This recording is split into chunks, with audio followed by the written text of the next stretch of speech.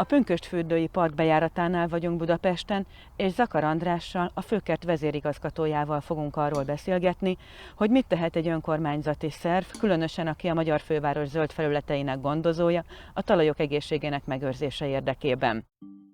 A legelső olyan legegyszerűbb intézkedésünk az volt, hogy közösségi komposztálókat hoztunk létre, hiszen a helyben megtermelt zöld hulladékból lesz olyan egészséges tápanyag, komposzt, amit ott helyben föl lehet használni. Ugye azt látjuk, hogy Budapest szerte rendkívül mostoha körülmények vannak, mind a parkon belül, mind az útsorfák mellett, és emiatt muszáj olyan egyszerűbb intézkedéseket létrehozni, amiben a lakosságot hívjuk be.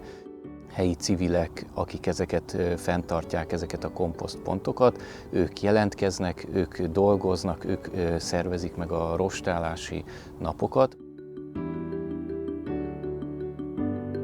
Nekünk ugye van egy komposzt telepünk, ahol a saját zöld hulladékunkat bevisszük, ott ledaráljuk, pár hónapon belül ugye egy kész komposztot tudunk előállítani a saját zöld hulladékunkból, és tudjuk kijuttatni. Legtöbbször ősszel a gyepes területekre hordjuk rá a komposztot, egyszerűen csak mechanikus módszerek, kézi szerszámokkal ezt elterítjük, majd a téli eső csapadék hatására ugye bemosódik.